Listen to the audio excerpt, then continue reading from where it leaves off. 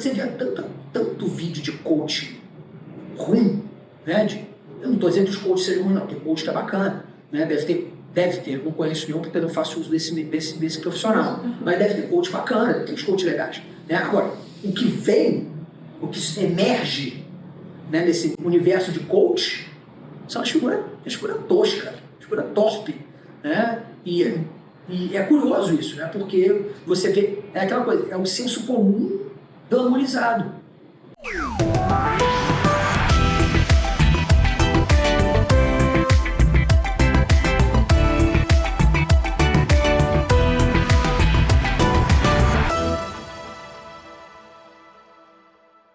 Você vê o cara glamoriza o senso comum, né? Tem um vídeo de um coach que fala uma bobagem, né? Sabe por que a baleia está em extinção e a vaca não? Porque a vaca é privada. Onde é que ele tirou essa ideia, irmão? Eu não vi isso. Nunca viu isso, não? Já viram esse vídeo? É um negócio assustador. E ele fala com um vídeo ambientado, tal, não sei o que, ele vai chegar com uma cara toda séria e manda essa. Você sabe por que a baleia está em extinção? Porque a baleia não é uma vaca. A vaca é privatizada, a baleia não. O que é inteligência, né? O que é inteligência? Pois é, né? O que é inteligência? A inteligência é isso. Né? É curioso a gente você colocar essa questão, porque cresce que é possível fazer um computador tornar-se inteligente. Eu penso que inteligência, né, é um processo que é único ao ser humano, né, e que depende não só do intelecto, né, ou seja, das capacidades cognitivas, de raciocínio, né, mas também depende da nossa sensibilidade, depende do corpo extenso, né, tem coisa que um computador não pode ter, né, e talvez isso seja tão ameaçador, né, porque afinal de contas, se quer se propor que o computador seja inteligente, ele não vai ter uma fonte de informações que é fundamental, que é a formação tátil, né, a formação visual, a formação sentimental. Não tem, que inteligência é inteligência emocional também. Sim, né? Sim. Principalmente. Então, principalmente, né, de você saber segurar a pressão. A gente falou isso aqui no início, sobre inteligência emocional. Inteligência emocional, quer dizer, não é só o puro raciocínio lógico lógico dedutivo. Lógico dedutivo a calculadora faz também. Né? Quer dizer, a questão é que para ser inteligente, né, é um debate que eu faço também. Baleias são inteligentes? Eu não tenho dúvida que sejam, são inteligentes. Também. Mas não possuem linguagem. Né? Golfinhos são inteligentes? São inteligentes. Eles se organizam, eles têm uma comunicação entre eles, Sim. Mas não é linguagem. Linguagem é outra coisa. Linguagem é o que permite trocar informação com você, de modo que, né, essa informação perdure no tempo. Você pode registrar ela e guardar. Não existe biblioteca de golfinhos, não existe biblioteca de baleias. Né? Baleias, por mais que façam, né, sons, emitam grunhidos, elas não constituem uma ópera. Né? Você não vai ver uma baleia fazendo a ópera de outra baleia, isso não existe. Nós não. Se você estudar, a gente consegue cantar uma ópera aqui, em alemão, italiano ou francês. Né? Ou mesmo em português, porque tem ópera brasileira, o Brasil também escreve ópera. Então, mas esses animais que são inteligentes não possuem a mesma inteligência que nós, seres humanos. Mas o que é fascinante, assim, e questionador, é que a gente vê um ser humano inteligente, você enalteceu aí, não, mas é inteligente, a pessoa é inteligente. Mas o que é inteligência, né? Porque questiona uma coisa que, óbvia, como a questão da Terra, a Terra plana. E eu ouvi isso de pessoas que eu considero razoavelmente inteligentes. Né? E é muito curioso isso, porque, né, mal ou bem, ele tem acesso à informação. O que ele não tem capacidade é de tirocínio. Ele não sabe usar a razão para a produção de discernimento, que é uma palavra bacana, né? Palavra, né, que até causa certo tirocínio. Tirocínio é a capacidade que todo ser humano tem de usar a razão para produzir discernimento. Ele pega uma informação e vê lá um cara dizendo a Terra é plana. E ele não tem tirocínio. Ele não consegue ver que aquilo ali é uma fake news. Nem news né? Mas é um tremendo engodo. É um engodo, é uma falácia. Né? Ele não consegue ter essa capacidade de tirocínio. Por quê? Porque talvez ele não tenha se proposto a pensar autonomamente, né? De ter essa autonomia do pensar. Né? Quer dizer, ser inteligente ele mas ele não tem autonomia, ele não tem tirocínio. Né? Então ele aceita aquilo ali porque, afinal de contas, não é a autoridade do argumento, é o argumento de autoridade. Né? Então quem está falando tem autoridade e ele acredita. Né? Seja lá o falecido Olavo de Carvalho. A quantidade de gente que acreditou naquele cara, que ele era filósofo não é, né? Mas que ele era filósofo, e as pessoas aderiram às ideias dele. Né? Por quê? Porque eram ideias fáceis, ideias que simplificam o mundo, ideias que, né, tornam o mundo mais, né, menos complexo e menos, como pode dizer assim, menos tolerante, né? Porque isso é uma coisa interessante, porque a tolerância dá trabalho, né? Ser tolerante dá trabalho, né? Você tem que ter ouvido muita gente. Será que tem alguma coisa a ver também com a questão do Lacan, né? Aí a gente vai lá para a psicanálise, né? O ser humano, ele absorve as coisas, ele condiciona, né? Raciocina aquela informação até o limite dele. Chegou no limite dele emocional, né? Tem mais a ver com o emocional, ele para. Não consegue. Acho que tem também a ver com essa questão. Cara, assim, vou contar uma história particular. Quando eu estava fazendo a graduação ainda, tinha 20 e poucos anos, eu percebi que chegou um momento que deu aquele estalo e eu falei, eu não posso voltar mais atrás. Quer dizer, né, até então eu tinha uma vida jovial, né, aquela coisa do jovem, meio inconsequente e tal. Mas teve uma noite, eu lembro dessa noite, que foi uma noite que eu estava na janela olhando para fora da casa, né, e de repente deu um estalo, eu falei, irmão, eu nunca mais vou poder dizer que eu não sabia. Se eu não sabia, porque eu decidi não saber. Quer dizer, eu não tenho como me abrigar na ignorância. A ignorância para mim não é mais um abrigo. Eu não tenho mais a condição de dizer, se eu sou ignorante, e sou ignorante porque deliberadamente me tornei ignorante. Quer dizer, eu sou responsável pela minha própria ignorância. Mas é aquela coisa, eu não tenho mais como dizer que eu não sabia porque eu não sabia. Eu não sabia porque realmente eu não tenho capacidade de sabê-lo. Porque eu ignorei propositalmente. Porque se eu quisesse, eu sabia onde encontrar aquela informação. Né? Quer dizer, se eu soubesse, eu teria condições de encontrar aquela informação. Quer dizer, então esse abrigo da ignorância já não é mais possível para mim, penso que para você também não é. Né? Então, para algumas pessoas, ter o abrigo da ignorância já não é mais possível. E isso desconforta. Né? Você fica menos confortável. Isso te dá te indaga de modo diferente. Né? A palavra indagar aqui no sentido que ela te cutuca. Né? Ela te pressiona ali aquela costelinha ali que faz você se mexer. Né? Entende? Quer dizer, só que no Brasil, nesse mundo contemporâneo, a ignorância hoje é um valor. Isso é o mais doido, né? Quer dizer, as pessoas acham que é bacana ser ignorante, né? Assim, ignorante no sentido não de ser ignorante porque eu decidi não saber aquilo. Por exemplo, eu sou ignorante, completamente ignorante, com relação a derivadas integrais, cálculo, né? Eu não faço a menor ideia, mas entendo a importância da matemática, acho matemática uma ciência importantíssima, né? Entendo a importância da matemática para a resolução de problemas da vida, né? Etc. e tal, mas eu sou ignorante com relação a como é que, por exemplo, matemáticos conseguem desenvolver a linguagem matemática ao ponto que desenvolvem. Sim. Eu não tenho a menor condição de entender aquilo, entende? E engraçado, um dos caras que eu assisto muito na internet é um professor de matemática, o Ledo Vaccaro, mas eu assisto mais ele como professor do que como matemático, né? Porque eu gosto de ver o cara falando sobre a prática em sala de aula. Né? Então o Ledo Vaccaro é um cara que eu assisto muito na internet, os vídeos que ele faz, e agora fala muito de poesia. Então, e é isso, o cara fala de matemática, mas ele é um homem inteligente. E por ser um homem inteligente, ele me atrai do ponto de vista intelectual. Né? Então é um matemático, uma pessoa que não está no meu meio, né? não, cara, mas eu acho ele interessante, é um homem que me atrai do ponto de vista intelectual. Né? Eu nunca vou fazer o que ele faz, porque o cara ele ensina desenho geométrico, umas coisas assim.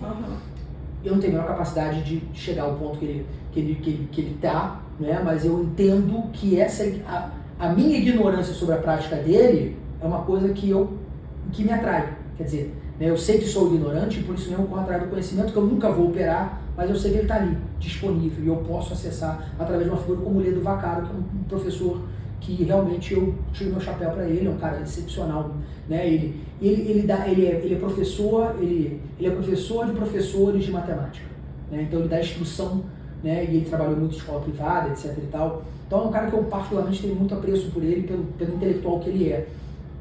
E me chamou a atenção com uma série de questões matemáticas que eu sabia, mas ignorava a profundidade, né? Como por exemplo, né? O formalismo de Euclides, né? Isso é uma coisa interessantíssima, mas enfim, que eu acho que é interessante para pensar o direito, né? A formalidade do direito, sim, a formalidade da lei, né? Então a lei é formal, né? Então se a lei é formal, ela tem um espaço aí da transição entre a formalidade e a materialidade que precisa ser constituída, né? E eu acho que isso é um desafio das empresas contemporâneas. Mas voltando aqui à questão da inteligência, né? Eu penso que no mundo em que hoje a ignorância é valor positivo, a inteligência está fadada a desaparecer. Por quê? Porque ela vai se tornar um espaço de uma pequena elite que vai pensar pelos outros, né? E assim você está caminhando para um regime de massa similar ao totalitarismo, né? E por isso eu acho que antes da gente chegar a esse ponto, o planeta se destruiu pelo capitalismo, né? O capitalismo vai destruir, né? Porque a crise ambiental, a crise energética, né? A crise populacional, né? Todas essas crises que o capitalismo é mister de produzir, elas vão chegar a um ponto de não retorno, né? Eu penso que hoje o mais evidente é a crise de não retorno ambiental, né? Floresta, mares, né? Descarte de resíduos sólidos, esgotamento sanitário, né? Tudo isso já chegou a um ponto que não tem mais como você, né, resolver esse problema de modo a restabelecer o equilíbrio ambiental, né? O que caminho para a gente aqui, eu posso estar sendo, né, um pouco apocalíptico nesse sentido, mas o caminho é de não retorno, né? Vamos ter, as próximas gerações não vão ter o mesmo conforto térmico que tiveram nossos avós, né? Eles tinham um dia quente, mas nada como os mais próximos, né? Um dia quente era um dia, não uma semana inteira. Não né? um mês inteiro. Não um mês né? inteiro. O mês de março foi considerado um dos meses mais quentes. Pois é. Né? E qual o impacto disso sobre a plantação de alimentos? Qual o impacto disso sobre a vida humana? Sobre a vida humana. Morrem, né? Sobre a vida dos outros animais. Né? Sei lá, né? Aquela formiga que depende de um determinado fungo que com calor extremo não vai conseguir se reproduzir, e aquela formiga é fundamental para o controle de outros animais que vão depois, né, vão levar a um desequilíbrio ambiental maior e que de repente, não é isso? Aquele fungo que era fundamental vai atacar uma plantação e aí vai destruir aquela plantação e vai se tornar estéril aquela terra. A gente não consegue dimensionar essas coisas. Né? Até porque o biólogo que está estudando aquele fungo daquela formiga, ele não tem o financiamento para fazer essa pesquisa. Né? Por quê? Porque as pesquisas estão voltadas para o mercado tecnológico. Então o cara que está estudando aquele fungo que a formiga utiliza no interior do formigueiro para poder se alimentar, que tem uma importância ecológica fundamental para o equilíbrio de determinadas relações ecológicas, o cara não tem financiamento, seja no Brasil, no Canadá, né? Seja lá, né? Sei lá, né? Mas o impacto daquela pesquisa que não foi realizada é enorme. É enorme. A longo prazo. É enorme. Por quê? Porque, né? Eu tenho uma colega minha que trabalha na Argentina, no CONICET. Ela estuda artrópodes, né? Artrópodes, besouros, etc. E tal. E aí agora com o governo liberal, ultraliberal do Javier Milei, o CONICET está desfinanciado. Né? Só que o estudo que ela faz de artrópodes, até onde eu sei, é fundamental para a agroindústria argentina, que concorre com a indústria de monocultura argentina. Né? Então, quer dizer, a grande indústria de monocultura, né, que basicamente lá é trigo e gado, né, vai sair porque, de repente, a agroindústria, aquela indústria que é mais inteligentemente desenvolvida com controle ambiental, não vai ter aquela pesquisadora que vai ser desfinanciada. Né? É a mesma coisa, por exemplo, a Embrapa no Brasil. Imagina se a Embrapa no Brasil é desfinanciada. Metade do progresso, a grande vantagem comparativa que o Brasil tem do ponto de vista econômico com relação a, né, a competitividade no mercado internacional de commodities, se deve à existência de uma Embrapa. Né? Porque a Embrapa desenvolve tecnologia, né, para o agronegócio, para gestão, para o manejo de florestas, etc. E tal. Então, se você desfinancia a Embrapa, você está dando um tiro no pé de longo prazo para a própria indústria brasileira. Né? E vamos lembrar que o governo anterior desfinanciou muito as universidades e os institutos de pesquisa. Né? Então, né, quer dizer, por quê? Porque focou a sua política pública, as suas decisões políticas, né, para um setor que, em tese, no capitalismo já está um pouco, né, já vai ser ultrapassado em breve, porque não é possível sustentar esse modelo. Né? Esse modelo é insustentável a longo prazo. Né? Talvez, sei lá, quando digo longo prazo, digo 30, 40 anos, né, que é menor do que 6 meses ou um ano. Né? Mas, de todo modo, o longo prazo dessa forma de desenvolvimento capitalista, eu penso que já está com, digamos, com dias contados. Fadado ao fracasso. Não vou dizer fadado ao fracasso, mas alguma coisa vai ter que surgir dessa crise, entende? Quer dizer, a crise também é oportunidade nesse sentido. Né? Então esse modelo de desenvolvimento econômico insustentável, ele vai ter que ser substituído por alguma forma mais racional, inteligente. O modelo econômico insustentável. É totalmente insustentável. É totalmente insustentável. Então, aquela coisa, não dá mais para você ser um agroboy, né, dirigir a sua picape, né, altamente poluente, porque você está dando um tiro no seu pé, meu amigo. Entende? Você está dando um tiro no seu pé por quê? Porque o seu negócio não é sustentável. né? O seu negócio vai em algum momento entrar em colapso, né? Por quê? Sei lá, né? Por um desequilíbrio ambiental. André, então vamos seguir aqui para a nossa última perguntinha. Sim. Antes dos nossos quadros aí de Direito Terapia e de Vinha Terapia. Que pena. Nossa última pergunta é: qual o impacto do capitalismo sobre o socialismo? Quer dizer, o capitalismo ele acabou que saiu vitorioso do ponto de vista material e ideológico, né? Basta você ver o mundo que vivemos hoje, a aversão a uma ideia de uma outra forma de organizar a sociedade, né? O que é muito curioso, né? Do ponto de vista da análise, né? Não da adesão política com relação a isso, né? Da análise, né? Como é que propor uma nova forma de organização da sociedade fora do capitalismo cria aversão, né? Quer dizer, pensar um outro mundo possível, que é, por exemplo, né, o mote do Fórum Social Mundial, que não existe mais, né? É muito curioso que, né, essa possibilidade de viver um outro mundo que é possível não tem adesão das pessoas que sofrem nesse mundo, né? Quer dizer, isso parece muito estranho, né? Quer dizer, as pessoas que sofrem as consequências de um mundo como esse não pensam em se livrar desse sofrimento, né? Quer dizer, elas não conseguem ter a maturidade, né, de pensar, poxa, tá tão ruim aqui, mas não poderia ser melhor, né? Por quê? Porque até a própria propaganda capitalista criou uma ideia de que, né, viver no socialismo você vai ter que não vai existir mais propriedade privada, você vai ter que botar todo mundo na sua casa, a sua casa não será mais sua, né?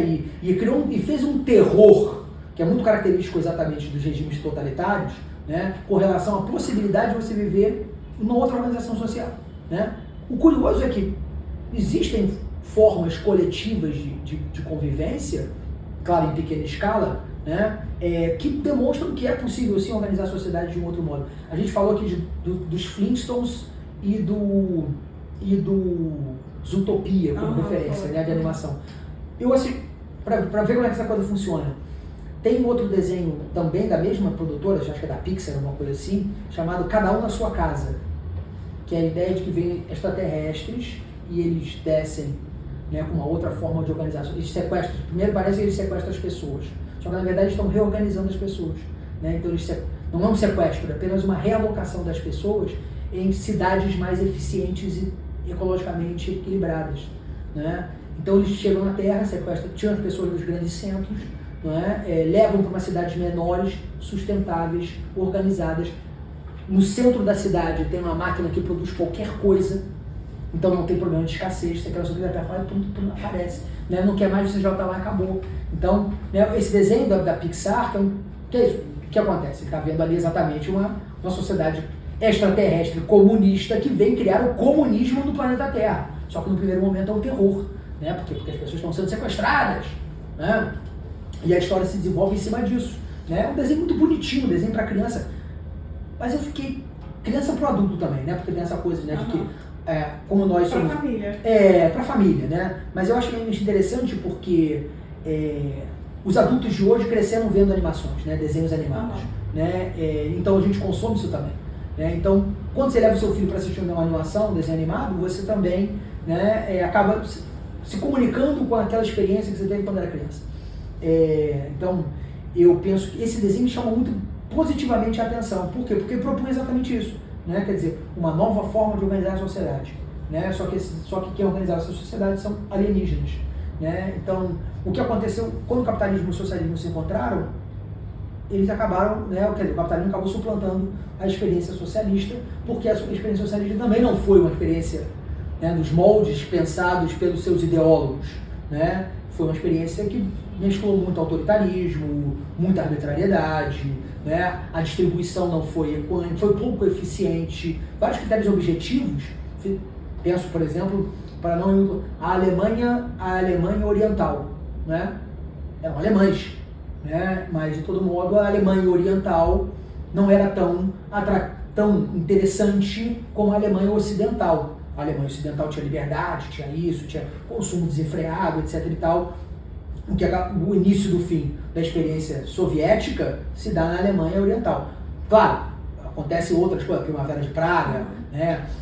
Tem vários outros acontecimentos históricos que vão gradativamente minando a viabilidade do regime comunista soviético, socialista soviético, né?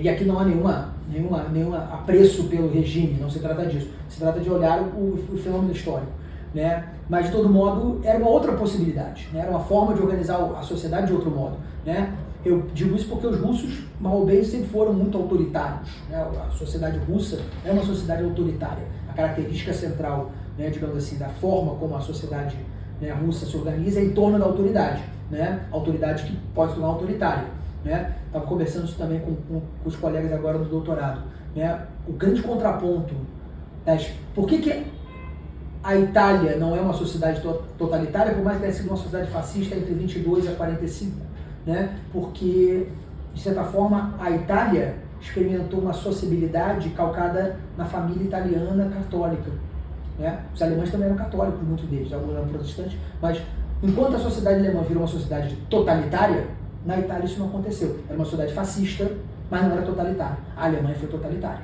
né? E a Alemanha foi totalitária por quê? Porque, né, o camarada ele se identificava por dentro com o regime, né? Ele não pensava, ele só seguia, né? Já o italiano não. O italiano ele tinha lá o chanceler, o Duce, mas ao mesmo tempo ele tinha a mãe dentro de casa, né? Ele tinha o pai dentro de casa, ele tinha o almoço de domingo, tinha a igreja, tinha o padre católico, que era fascista, mas era católico, né? E também tinha a missa. Quer dizer, tinha outros mecanismos institucionais, não é, que faziam com que aquela pressão para convergência, né, não fosse tão extrema na Itália quanto foi na Alemanha. Na Alemanha, não. Na Alemanha você não tinha nenhum mecanismo, né, que o partido e o governo foram assimilando as outras formas de representação simbólica da sociedade, as outras instituições da sociedade, e criaram ali um regime totalitário, né? Por isso que separaram, né, quando terminou a Alemanha, separaram a Alemanha de um lado para o outro, né? Por questões geopolíticas, sim, mas também por uma questão de que era importante você, né, criar uma experiência de uma outra forma de organização da sociedade, né? Quer dizer, diferente né, da experiência alemã com o nazismo, né? Então implementaram de um lado, né, uma parte capitalista, outra parte socialista de Estado, né, que foi, né, a Alemanha Oriental. Só que a Alemanha Oriental é isso, né? Era um regime que distribuiu bens econômicos, né, mas ao mesmo tempo ainda manteve esse lado, digamos, autoritário, característico dos regimes, né, totalitários, né? Então, penso que, eu não sei se isso ficou muito claro, mas, de todo modo, penso que o socialismo ele não teve condições de prosperar no mundo, porque, como o próprio Marx vai dizer, as condições objetivas ainda não foram plenamente desenvolvidas, as contradições não estão totalmente desenvolvidas, né? É uma forma de organização da sociedade que depende necessariamente do colapso da sociedade anterior. E isso não aconteceu ainda, né? Quer dizer, o capitalismo ele consegue se renovar, né? Ele consegue se rearticular, ele consegue continuar sendo atrativo para aqueles que vivem nela. Por mais que sejam explorados, por mais que sejam, né, subalternizados, por mais que seja gritante as condições entre aqueles que vivem bem e aqueles que vivem mal, né? Porque são gritantes, né, a diferença entre um e o outro, né? Então, ao meu juízo, e aí eu, né, penso que ao meu juízo, a possibilidade de sair do capitalismo é muito pequena, né? E aqui não há um derrotismo com relação a ele, né? É muito pequena por quê? Porque ainda não se encontra no horizonte de possibilidades uma transição para uma forma mais racional de organização da sociedade. Pois é, porque quando a gente pensa, né, em racionalizar aí uma ideologia, uma organização aí da sociedade, enquanto a ignorância é uma virtude, que você falou muito bem agora, né? Como que a gente vai migrar, por exemplo, tentar, né, um socialismo aí, um comunismo? Não, que seja, sei lá, eu acho que depois as pessoas falam, vamos tentar um capitalismo sustentável. Isso é tão utópico quanto o próprio socialismo. Entende? Quer dizer, porque não tem condições do capitalismo ser sustentável. Sim, com certeza. Mas, de todo modo, né, a possibilidade de termos de pensar outras formas de organização da sociedade é que eu acho que é bacana. Né? Quer dizer, a gente nós, seres humanos, temos essa capacidade de pensar outros modos de organização do mundo. Né? Eu faço referência a um filósofo alemão, Leibniz, que pensava os mundos possíveis. Né? Nós temos a possibilidade de pensar mundos possíveis. Né? Só que a grande questão é que hoje os mundos possíveis não são na Terra, são fora da Terra. É muito curioso isso, né? Quer dizer, as pessoas pensam outros mundos possíveis, mas em Marte. Sim. Né? Pensam outros mundos possíveis na Lua, ou no Trapiche 1, né? Quer dizer, fora do planeta Terra, mas não no planeta Terra. A gente só tem esse planeta aqui. Né? Todos nós, até melhor juízo, até salvo o contrário, né? Só temos o planeta Terra. Né? Mesmo o homem mais rico do mundo hoje não tem condições de sair do planeta Terra. Ele vai dar uma voltinha no espaço e volta, mas ele não pode sair, não pode viver fora do planeta Terra. Né? De modo que temos que encontrar uma solução, se há que é a solução, para este planeta, para todos nós aqui. Né? Então, por que não pensar outra forma de organizar o planeta, para além do capitalismo? Né? Por causa da questão da propriedade privada? Eu penso que a propriedade privada não é tão problemática assim. Né? Quer dizer, a propriedade privada é dependendo, né, do uso que você faz dela. Né? Quer dizer, não estou relativizando a propriedade privada, mas eu estou pensando que a propriedade privada ela é um problema menor com relação ao conjunto de... A realidade hoje. Ao conjunto de problemas que essa propriedade privada ela influencia. Né? Quer dizer, por quê? Porque eu sendo dono de alguma coisa, eu tenho o direito de jogar ele fora? É esse o problema? Porque a verdade a questão é essa. Né? Quer dizer, como dono de alguma coisa, eu tenho o direito de não usá-lo ou jogar ele fora. Né? Pensa, né, a reforma agrária no Brasil. O cara não quer fazer reforma agrária porque ele é dono da terra, mas ele não usa a porra da terra. Ele não faz nada da terra. Né? É terra improdutiva, né? Porque a Constituição é muito clara. As propriedades que são selecionadas para a reforma agrária são aquelas que não são produtivas, ou seja, na verdade, que não atendem a sua função social. Né? Muito bem. Né? Eu estava vendo agora essa semana no Real da Viva a Luiz Starling falando sobre, né, como a reforma agrária no Brasil plasmou a própria história do Brasil. Né? Quer dizer, é uma questão de estar debatendo a reforma agrária desde que o Brasil é Brasil. Não como colônia, mas desde que a gente começou a entender que a nossa experiência aqui era uma experiência singular. Né? Desde que o Brasil se entende como Brasil, ou seja, o povo brasileiro se reconhece como povo brasileiro, né? Consegue entender que existe uma relação entre território, povo e Estado, né? Que é a característica da teoria de Estado. Né? Então, quando o povo brasileiro entende que habita um território chamado brasileiro e que o Estado é o Estado brasileiro, a reforma agrária é um tema. E até hoje a gente não consegue avançar nessa pauta. Né? E tem terra. Né? Tem terra suficiente, dá para assentar todo mundo, dá para colocar todo mundo trabalhando, né, concorrencialmente, né, mas que tenha cadeia produtiva suficiente, logística suficiente para distribuir os grãos onde tem que chegar, né, os grãos, os produtos da indústria, da agroindústria. Mas a gente não consegue fugir dessa ideia de que a propriedade privada é um bem intocável, inalienável, etc. e tal. E a gente está falando de propriedade privada de meio de produção. Né? Não está falando de um apartamento.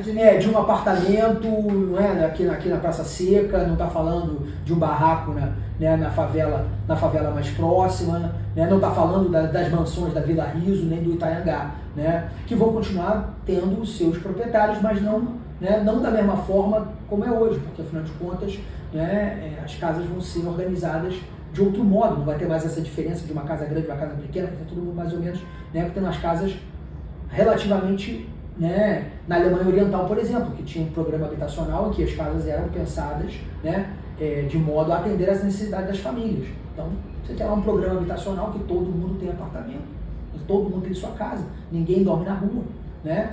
Cria-se vilas operárias, né? O que pra gente aqui é utopia pura, né? O que pra gente aqui é mal visto, não é isso? Porque você, né, veja bem, você pode criar conjuntos habitacionais que sejam vistos como se fossem favelas verticais, né? Ou você pode criar conjuntos habitacionais como se fosse um condomínio de luxo, mas é tudo conjunto habitacional, né? Então você mora num condomínio de luxo com serviços, você tem 3, 4 torres, uma pertinho da outra, em que tua varanda, você estende no varal, se você estender a mão, você encontra outro cara ali, aí você aperta a mão do cara, uma varanda colada na outra, uma janela colada na outra, mas é alto luxo, alto padrão, tem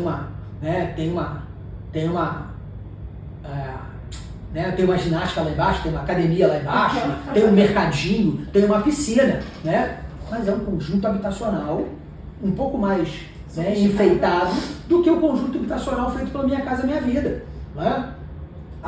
A verticalização dos prédios é uma forma que a gente tem de poupar espaço fundiário, não é? E botar mais gente dentro, que causa outros problemas para a própria construção da cidade. Mas, de todo modo, é uma solução. né? Então você tem que ter... A grande questão é, isso acontece por quê? Porque a forma como a propriedade capitalista se estrutura concentra a população nos grandes centros, né? Desmontar cidades seria uma coisa, seria uma possibilidade de uma outra forma de organizar o capitalismo, ou o socialismo. É interessante você falar isso, porque se você chega... eu tenho um exemplo disso. Eu tenho uma tia minha com uma prima que mora na comunidade do Complexo Alemão. E se você chegar perto delas e falar, olha, tem disponível um terreno assim assado, já com uma casa construída, assim assado, com não sei quantos metros quadrados que vocês vão poder plantar, vão poder não sei o quê, só que fica a 40 quilômetros daqui da cidade do Rio de Janeiro. Ah, não. Não vou. Não vai, não vai. Não vai porque é isso, porque ela precisa trabalhar no Rio. Ela precisa trabalhar, né, perto, quer dizer, 40 quilômetros é uma distância muito, muito extensa para quem, né, tem que fazer esse ida e volta todo dia, né, uma estrada ruim, com risco de ser assaltado, com risco de sofrer um acidente, né, quer dizer, há vários riscos embutidos aí que não é só o deslocamento, né. Mas eu digo ainda mais, André, se fosse oportunizado, né, num cenário maravilhoso, meios de produção, eu digo há 30 anos, né, a gente imaginar isso daqui a 30 anos, para minha tia, para minha prima, né, referência minha, não, mas aí vocês conseguem, não precisam vir trabalhar no Rio de Janeiro, vocês conseguem movimentar o seu meio de produção ali com vocês, através disso, num plano perfeito aí, de uma política pública criada aí no plano das 10. Aí vocês podem, também não iam querer. Não, porque o problema... É a forma de organização. É o capitalismo. Sim. Não ia querer por quê? Porque, né, algum valor aí não é atrativo a ela. Não é atrativo. E aí a grande questão é, ela está errada? Não, errada ela não está. O problema é que, né, você tem que mudar o todo para aquela parte poder se reorganizar. Né, e mudar o todo é muito mais difícil. Né? Então, por quê? Porque definitivamente aqueles que estão, né, estão dando as cartas. Eu falo sempre, eu estava comentando isso ontem numa outra turma, né? Tem aquela pessoa que hoje em dia ela não usa mais o copinho plástico porque entende que o copinho plástico é agressivo ao meio ambiente, o que eu acho que é bacana. Entretanto, né, ela acaba tendo vários problemas, por isso que ela optou por não usar mais o copinho plástico, aquele descartável, jogar fora. Né? Ela tem outros problemas porque é uma comodidade ter aquele copinho, né, descartável plástico. Muito bem. Faz diferença ela não consumir? Ela sozinha não. Se todos assim fizessem, talvez. O problema é que nem todos fazem. E a grande questão é, ao ela se furtar isso, ela está mudando radicalmente a indústria que produz aquele copinho? Porque enquanto a gente está falando aqui, é a indústria produzindo copinho. Né? Então, se eu individualmente me sinto melhor não consumir daquele copinho, ok. Mas isso tem algum impacto relevante no conjunto dos processos da indústria capitalista hoje? Né? É possível fazer um boicote a essa... Né? Vamos pegar aqui um exemplo concreto. A legislação obrigou os mercados a não ter mais sacola plástica, não é isso? Resolveu o problema? Reduziu, mas resolveu? Não, agora eu só pago pela sacola. Você paga pela sacola que é retornável, e se você, né, primeiro você paga pela sacola que outrora havia de graça, e segundo, você agora tem a sacola retornável, que deve ser tão poluente quanto a outra anterior, só que o descarte demora mais tempo, né? Eu fico pensando, será que é possível resolver com esse tipo de medida? Eu não creio, né? É uma forma de alterar as relações? Né? Mas ainda não é aquilo que a gente precisa, né? Quer dizer, e aí eu não quero ser, né, de uma forma, né, doutrinador, nem nada disso, mas é evidentemente que essa é uma medida paliativa, uma medida, né, ineficaz com relação ao que ela se propõe, né? E aí, enfim, mais uma vez, para concluir, para reincorporar a sua pergunta, né, eu penso que só é possível fazer essa transição numa outra forma de organizar a sociedade como um todo. Né? Quer dizer, não pode ser chamado de socialismo ou qualquer outra coisa, mas que o capitalismo não tem mais condição, não é, de satisfazer as próprias contradições que ele produz, isso para mim está cada vez mais patente. Né? Se existe solução, que eu acho que não é o problema que está avaliando aqui, dentro do capitalismo, eu creio que não, mas há uma aposta que sim. Né? Há uma aposta que o capitalismo ele tem mecanismos internos de se autocorrigir. Né? Daí a ideia do capitalismo sustentável. Né? Então, eu acredito que essa ideologia do capitalismo sustentável ainda tenha um fôlego maior do que o capitalismo como tinha anteriormente, de matriz poluente, né? Quer dizer, agora, esse capitalismo sustentável, ele não necessariamente ataca o problema da concentração, que é, ao meu juízo, né, um dos grandes problemas contemporâneos sobre o desenvolvimento capitalista. Cada vez mais temos gente mais rica, e cada vez mais rica, né, e na medida que existem cada vez pessoas mais ricas, também existem cada vez pessoas mais pobres, né, porque não existe um rico sem pobre. Né, então não dá para acreditar que as pessoas estão ficando mais ricas e as outras pessoas estão ficando menos pobres. Não, as pessoas estão ficando mais pobres. Né, a pobreza tem aumentado proporcionalmente na medida da riqueza. Né, porque se tem se tem muita gente com quase nada, existem poucas pessoas com muita coisa. Né, então, essa característica estrutural do capitalismo ainda não está nem próximo de ser, né, de ser atingida. Pensando, por exemplo, em regimes, né, de estado de bem-estar social melhor, tipo o dinamarquês, o dinamarquês, o sueco, não é, e o norueguês, que são estados, né, que têm, né, por exemplo, uma alta taxa de tributação sobre fortunas e sobre herança. Não vejo ali, não vejo, talvez atenue um pouco os efeitos dessa radical discrepância, mas tem gente miserável também na Noruega, na Dinamarca e na Suécia. Né? Gente que mora na rua, gente que é pedinte, né? Mas que não vive na mesma grau de miserabilidade que nós. Né? É isso, você sai na rua e se encontra, você tem que desviar das pessoas que estão em situação de rua, que é uma tristeza. Né? Porque estão na condição de pauperismo completo. Né? Mas não vejo solução não vai ser a caridade cristã, não vai ser o Estado. Né? Para tirar essa pessoa dessa condição tem que ser uma outra forma de organizar a sociedade. Eu falo sempre uma frase aqui do Peter Drucker, né, pai da administração moderna, aí, que é: a cultura como estratégia todo dia no café da manhã. Enquanto a gente não mudar a nossa mente, ferrou, né? É isso. E a grande questão é: estamos preparados para fazer essas transformações? Quer dizer, estamos preparados para pensar de modo diferente? Queremos pensar diferente? Né? Quer dizer, estamos abertos a ter novas ideias a partir de outros debates, né? Quer dizer, né, somos tolerantes com as ideias dos outros, né? Isso também são, né, não significa que eu não estou dizendo que ser tolerante com a ideia dos outros significa que eu tenho que ouvir absurdos, não. Mas eu sou tolerante com uma ideia bem apresentada, bem construída, por mais que eu não concorde. Não concordo com a sua ideia, ok, mas eu sou capaz de ouvir, né, e refletir sobre ela e dizer para você: olha, não concordo, ou concordo em parte, ou concordo, mas não concordo totalmente, ou concordo totalmente. Né? Quer dizer, você tem escalonamentos possíveis. Né? E aí tem uma frase, eu não vou lembrar literalmente o que Aristóteles vai falar, mas ele chama a atenção que é mais ou menos isso também, assim como Kant falou. Né? Quer dizer, maturidade, alguma coisa que Aristóteles fala não tem de ponta na língua, mas é a capacidade de escutar a ideia do outro sem necessariamente convergir para ela. Né? Então eu sou capaz de escutar o outro, mas não aderir a ela totalmente. Eu sou capaz de ouvir, criticar, analisar, refletir e depois emitir um juízo a esse respeito. Para finalizar, penso que é uma coisa interessante, né? Tem um autor que eu gosto muito, gostava mais, agora eu gosto menos, mas de todo modo, né, que eu gostava muito, que ele dizia que vivemos sob a ética vivemos sob uma era da razão indolente, ou seja, nós somos seres racionais, mas temos preguiça de pensar.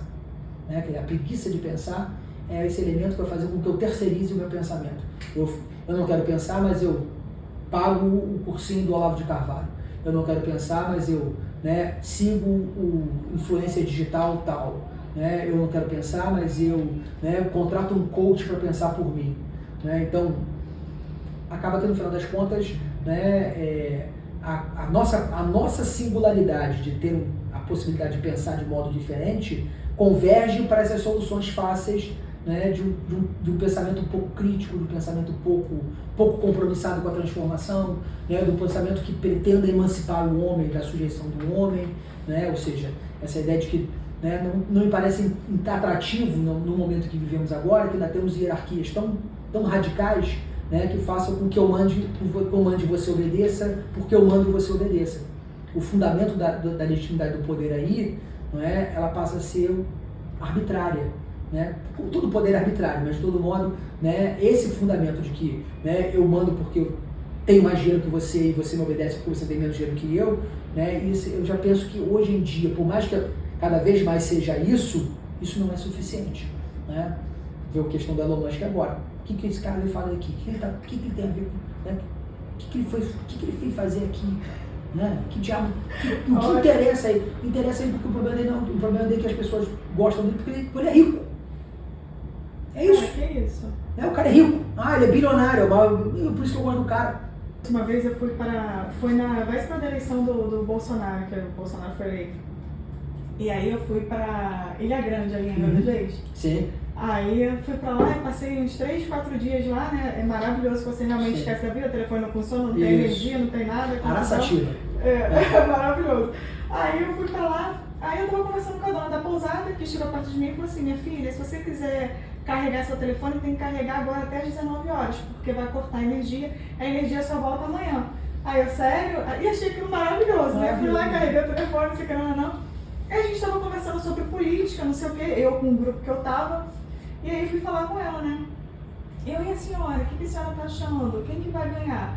Lula não, Bolsonaro, Haddad, não sei o que, não, PT, não sei o que, não. Aí ela, como é que ela falou mesmo? Não, minha filha, eu não sei nem quem é Bolsonaro, mas isso não impacta a gente aqui não, a gente aqui é uma ilha, não tem influência política, não tem nada. Cara, eu achei aquilo assim, de uma simplicidade, né? E de uma, sabe, de um universo paralelo, assim, do meu. Eu falei, cara, essa mulher vai chegar, sinceramente, a 100 anos de idade, vivendo aqui dessa pousada, que é uma delícia, com uma vista maravilhosa, sabe, vendo o mar, amanhece lá, 5 horas da manhã, 4 e pouco, você já tá vendo o sol nascer lá, peixe, tartaruga, não sei o quê. E ela não sabe nem quem era Bolsonaro em 2018. Pois é. Quer dizer, tem a possibilidade de saber, mas de certa forma não se interessa e a vida dela é melhor assim. E a vida dela é melhor assim. A vida dela é melhor assim. Né? Eu não penso que isso seja uma coisa, digamos assim, aberta a todas as pessoas. Mas é isso, essa é aquela pessoa que não se sabe ignorante. Né? Ela não se sabe ignorante, ela não se vê. Filho, isso não influencia aqui não. Ela nem sabe quanto influencia. Exatamente. Mas ela não se sabe ignorante. Eu estava ali exatamente por conta da política, por conta da economia, por conta de tudo que o lugar ao qual ela está inserida, né, representa de turismo, de tudo mais, mas não alcança. Não, de modo algum. É muito interessante. Esses são aquelas coisas que nos...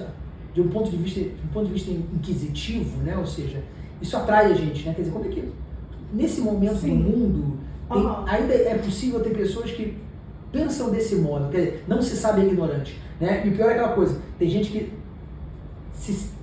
não se sabe ignorante, mas é arrogante, né? Isso que eu acho que é uma coisa curiosa, né? Tem gente que se sabe que não sabe, mas mesmo assim se arroga de um conhecimento que não tem. Né? Como, por exemplo, aquele que eu falei, aquele coach lá que eu citei anteriormente. Né? Então, ele inventou uma ideia, vozes da cabeça dele surgiram, ele inventou aquela história, alguém veiculou aquilo e teve gente que aderiu, porque não conseguiu nem pensar no que o cara está dizendo. Muito curioso isso. É muito curioso, mas assim, esse episódio eu não vou esquecer nunca, porque realmente uma simplicidade que eu acho que eu não vou ver mais na minha vida, e uma simplicidade que às vezes a gente olha pra dentro de si e pensa, aonde você vai chegar, Fabiana, com esse turbilhão de coisa aí na sua cabeça e que...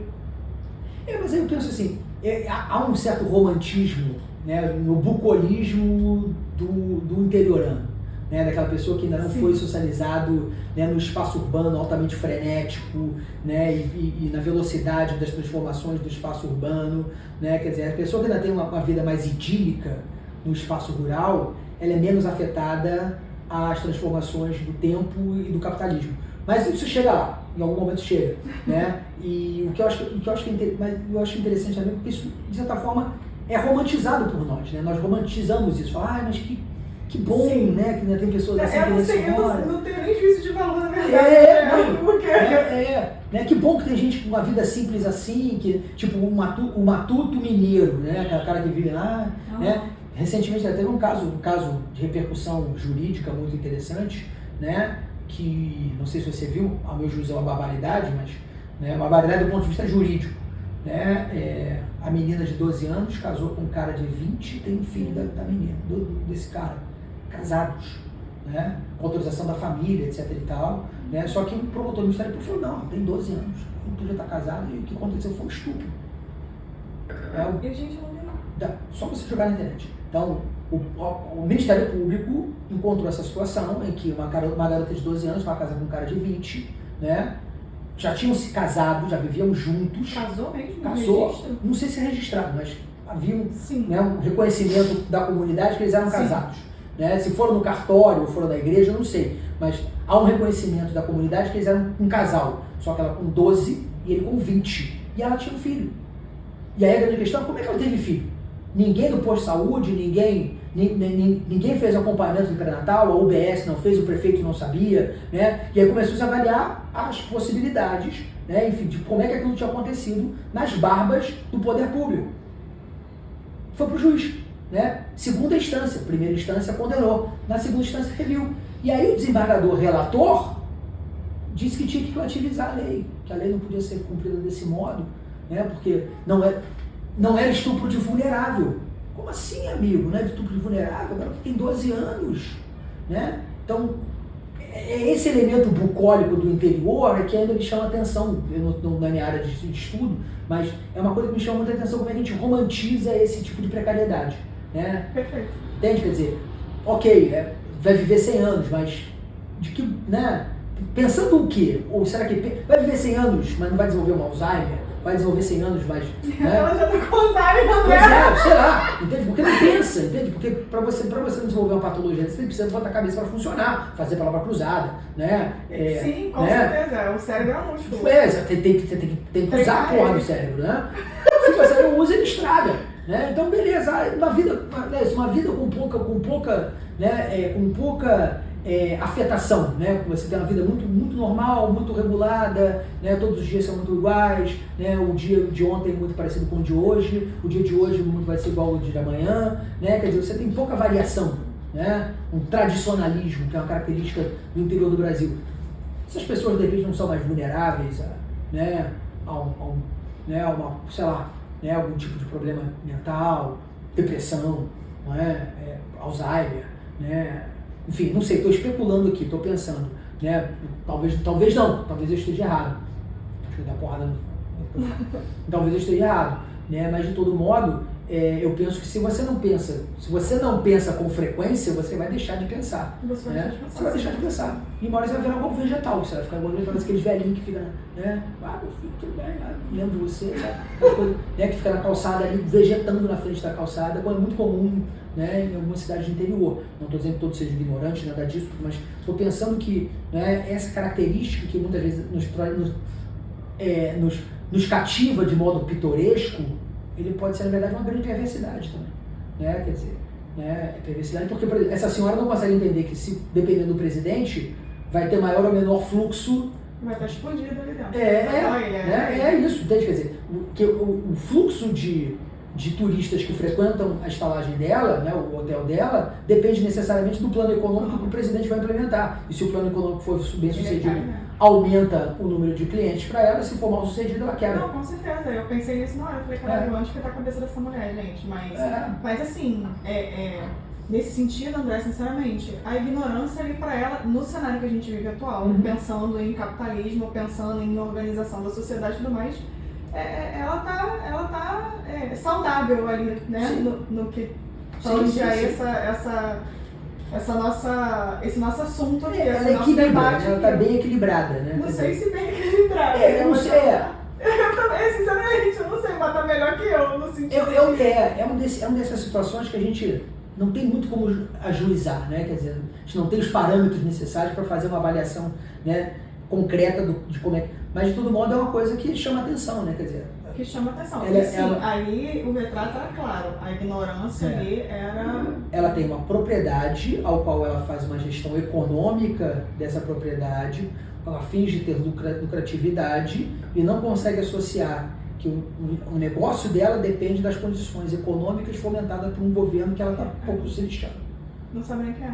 Ela não sabe nem quem é o prefeito ali do... Pois é, da Ilha dos Reis. Pessoal, vamos iniciar então agora o quadro do Direito e Terapia com o nosso querido professor André Saldanha aqui, que a gente já está estendendo o horário. Meu Deus, isso é muito assunto, gente. Um assunto maravilhoso. Mais uma vez, muito obrigada. Eu que agradeço o convite. Foi um prazer. Abrilhantando o nosso podcast, agregando muito valor e conhecimento. Fazendo a gente se divertir, que é o podcast de frente com a Fabi. Professor, então, o que consiste o quadro Direito e Terapia? Você já contribuiu muito, né, principalmente dentro da ciência do direito, mas consiste em a gente trazer o tema balizador, que é sob a ótica de Karl Marx ou marxismo, do capitalismo ao socialismo. E aí a gente pega o tema balizador e agrega aí com as questões da ciência do direito. Sim. Bom, o que eu posso dizer para vocês é que todos os regimes comunistas são regimes comunistas constitucionais. Então, a União Soviética tinha uma Constituição, Cuba tinha uma Constituição, a China tem uma Constituição. Em todos eles existem tribunais, em todos eles existem o contraditório.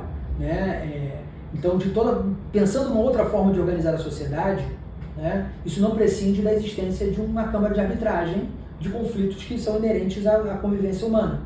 Então, se convivemos e nossa convivência é conflituosa, é necessário que a gestão da sociedade, quer dizer, se chamamos de governo, de Estado, é importante diferenciar uma coisa da outra, mas vamos dizer que em comunidades onde as hierarquias são mais horizontais, ou seja, existe uma hierarquia, mas a maioria vai ser menos radical quanto a nossa, existem câmaras de conciliação de conflito. Quer dizer, existe alguém, uma liderança, uma pessoa que seja reconhecida pela comunidade que faz essa arbitragem, seja através da lei, seja através do costume.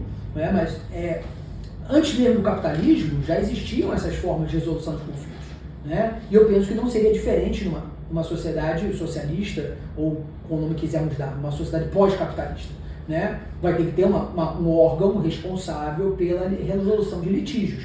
E esse órgão pela resolução de litígios vai definitivamente trabalhar com regras escritas, porque, afinal de contas, pensemos a acumulação tecnológica. Quer dizer, é importante a gente entender que a gente não vai retroceder para a era das... quer dizer, mudar de sociedade não é voltar para uma sociedade menos desenvolvida do que a nossa. Não, é daqui para frente. Talvez isso não tenha um juiz, mas tenha uma inteligência artificial que faz isso. Enfim, talvez não tenha um advogado, as pessoas possam se auto-representarem na medida que não conhecem, têm acesso à legislação. A legislação não é tão complexa, o que eu acho que é difícil de eu ser, porque eu entendo também que na medida que a sociedade se complexifica, a legislação acompanha essa complexidade. Então, pensando numa sociedade possível para o futuro, eu não vejo nenhum problema com relação à ciência do direito. Pelo contrário, eu vejo a ciência do direito se desdobrando, acompanhando o desenvolvimento dessa sociedade, o desenvolvimento tecnológico, cívico, material dessa sociedade, incorporando essas complexidades. Agora, se vamos chamar isso de capitalismo socialismo sustentável, socialismo, isso vai depender de quem... Marxismo, comunismo, anarquista, enfim, seja lá como é que vai ser a nomenclatura dessa nova organização social que vai emergir, Só penso que não seria, vamos lá, mesmo pensando numa distopia como Mad Max, terá alguém que vai ser responsável pela acusação e pela defesa, porque tem que ter alguém que faça esse meio de campo, porque afinal de contas faz parte da nossa forma de construção de sociabilidade. Então, não estou naturalizando isso, mas é importante entender que essa é uma instituição que independe de estar na mão do Estado ou não. Durante muito tempo não teve na mão do Estado, depois foi para o Estado. Pode ser que volte para a sociedade civil, mas uma forma de resolução de conflitos baseada numa legalidade ou num conjunto de regras escritas ou orais, ela vai continuar existindo. Então, independente da forma de organização. Independente da forma de organização. Então, isso é necessário, porque nós sabemos que a nossa existência é uma existência complexa e conflituosa. Então, evidentemente, tendo em vista a experiência acumulada ao longo do tempo, nós vamos ter sem sombra de dúvida, um organismo, uma instituição responsável por esse processo de atenuação dos litígios, ou seja, de mitigação dos litígios. Pensemos que numa sociedade futura, nós não tenhamos mais litígios com relação ao uso do meio ambiente, que é comum de todos, mas pelo menos com relação à vida trivial. Se não tendo já propriedade privada, também pode ser que reduza muito os litígios, porque eu não vou ter que me preocupar com herança, eu não vou ter que me preocupar com o mau uso de um recurso em casa, porque o recurso não é meu, é nosso. Eu acho que isso é muito interessante, quer dizer, você não vai jogar uma coisa fora porque, afinal, uma coisa tem uma vida útil maior, porque você entende que não é seu, é nosso. Né? Eu não tenho direito de jogar isso fora. Né? Porque não é meu, é nosso. E quando é nosso, eu tenho que consultar as outras pessoas do que fazer com aquele bem. Né? O que aumenta, digamos assim, a participação democrática, aumenta, né, o processo decisório, né, é mais, claro, se torna mais trabalhoso, mas ao mesmo tempo é mais, né, mais, digamos assim, participativo, né, cria mais vínculo social e cria também, evidentemente, mais dissenso também. Né, por isso a necessidade de uma instituição responsável para dirimir os dissensos. A gente ainda tem tanta dificuldade para se organizar, né, professor, que a ciência do direito vai ter que nos organizar aí ad eterna, né? É uma ciência, né? Como ciência não tem ponto de retrocesso, você não pode abandonar uma ciência. Uma vez que a ciência se estabelece, ela tem, né, autonomia para continuar se desenvolvendo, né? O que eu acho que é muito interessante, né, como pensador, né? Quer dizer, você tem os campos, a epistemologia, ela sempre se ramifica, né? Ela não, retroceder é mais complicado, né? A ideia da árvore do conhecimento. Tem o tronco e esse tronco vai se ramificando em galhos cada vez mais, né, mais distantes do tronco central e ao mesmo tempo, né, tão fundamentais para o tronco central, porque sem essas ramificações, né, você não alimenta o tronco central, né, que podemos dizer que seria um tronco baseado na razão ocidental, na filosofia ocidental, seja lá, né, tentando, porque eu não conheço pouquíssimo ou quase nada né, do que existe no mundo árabe e no mundo chinês. Né? Eu não tenho muito domínio sobre entender que esses países produzem ciência também, né? Mas eu não sei dimensionar a contribuição nem os termos que eles fazem essa ciência.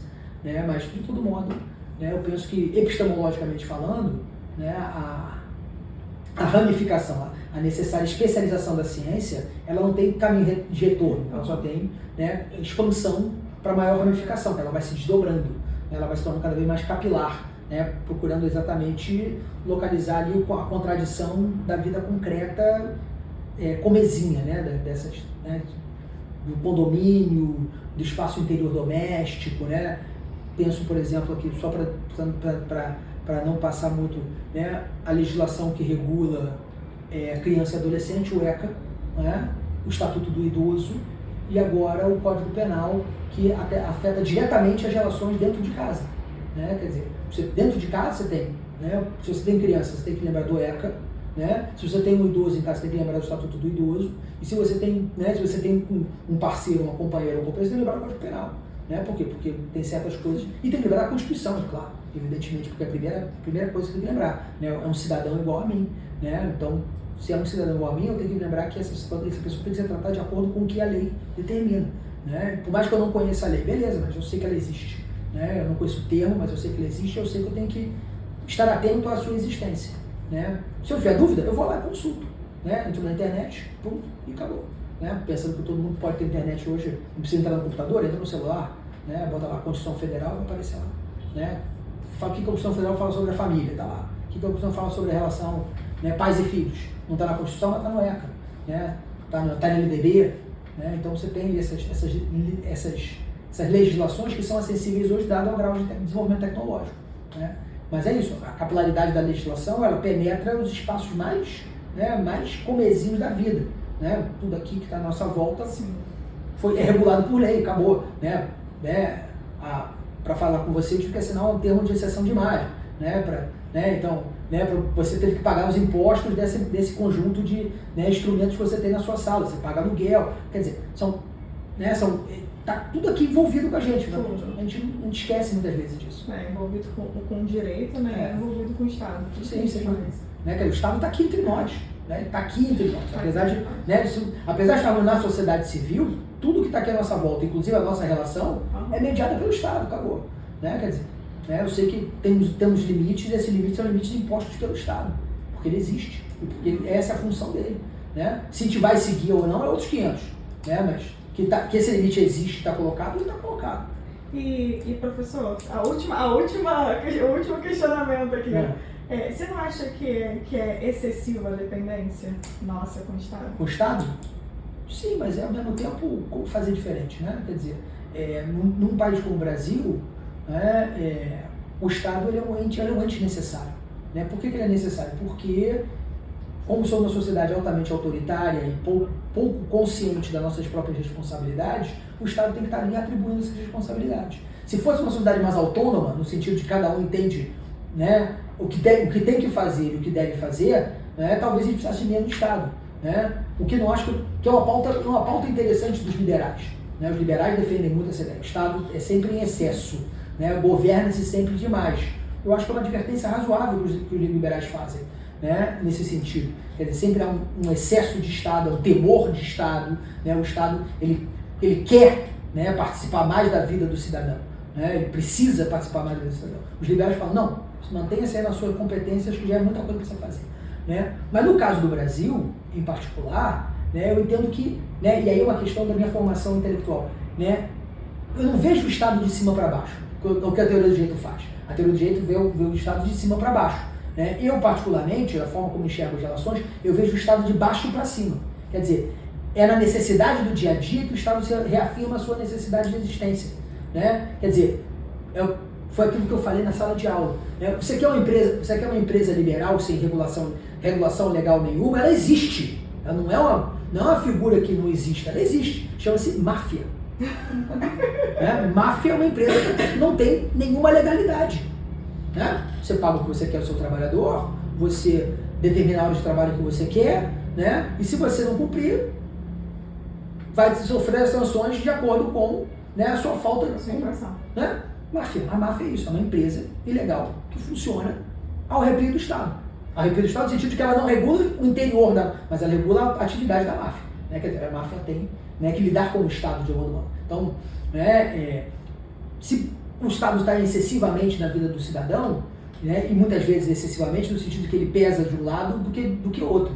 Né? Então ele atua muito, podemos pensar que o Estado atua com muita rigor, né, na fiscalização da contribuição dos impostos, mas ao mesmo tempo atua com menos rigor com relação à garantia de direitos humanos. Sim. Né? Então, se por um lado, né, ele é, né, extremamente rigoroso, né, e quando você vai fazer o seu imposto de renda, né, então ele está ali, vai ver se faltar 10 centavos na sua declaração de imposto de renda, muito provavelmente você vai receber vai cair na malha fina e vai ter que fazer uma declaração de ajuste, né, de retificação. Né? Então, por quê? Porque afinal de contas o Estado está ali regulando, né, você, contribuinte, que somos poucos no Brasil, né, eu acho que isso é importante chamar a atenção, quer dizer, de 158 milhões de brasileiros, não, muito mais, de 210 milhões de brasileiros, 158 são os eleitores, né, de 210 milhões de brasileiros, 30 milhões contribuem para a Receita Federal, com pessoas físicas e jurídicas. Né? Quer dizer, você vê o tamanho da base de arrecadação direta com relação à base indireta. Então é isso. Com essa base de arrecadação, você precisa ter tributação indireta. Né? Por quê? Porque como é que o Estado vai se financiar? Tributando indiretamente. Né? Então pode cobrar 30% em cima de uma impressora, 40%, 80% em cima de um perfume, né? 10, 15% em cima da cesta básica. Né? Você pega lá, né? Você vai lanchar, vai lá, tem 10% de imposto em cima do teu lanche, 8,5% em cima do teu lanche de ICMS, de ISS, né? De não sei o quê. O Estado participa muito ativamente na estrutura da arrecadação. Ele está muito bem distribuído ali. Mas, por outro lado, na garantia de direitos humanos é quase nada. Sim, quando você vê uma lei aí promulgada para poder nos ajudar, nós mulheres, né? Sim, não tem ninguém fiscalizando, não tem ninguém fazendo absolutamente nada para poder preservar o nosso direito. Né? Quer dizer, né, mulheres que são vítimas de feminicídio, com a frequência absurda, não é um ou outro, é todo dia, a cada 6 horas. Né? A cada 6 horas. Né? Quer dizer, mesmo assim, você ainda tem gente que relativiza, gente que não entende a importância da legalidade, que não consegue desenvolver dentro da máquina pública um aparato responsável por fazer esse tipo de fiscalização. Né? É assustador isso. É assustador porque, né, é isso, fere a nossa inteligência. Né? É algo que perturba a nossa consciência, né? Porque com essa realidade nua e crua, não temos ainda mecanismos, não é, de dirimir esse tipo de conduta. Eficiente, exatamente. Né? Quer dizer, o cara continua sendo autoritário com a mulher continua sendo autoritária com a sua subalterna, ou com o seu subalterno, como a gente falou anteriormente, né? Quer dizer, mulheres não se sentem bem trabalhando com outras mulheres. Por quê? Né? E por que não fazer uma empresa só de mulheres? Né? Veja a participação política. Mulheres são o maior número eleitoral. Né? Quer dizer, eleitoras são maiores do que eleitores. Entretanto, a representação feminina, né, nos parlamentos, de modo geral, são ínfimos. Né? Não conseguem nem atingir a cota. Não. Nem a cota. Né? Por que isso acontece? Porque mulher não vota mulher. Olha que coisa estranha. Gente, arrasou!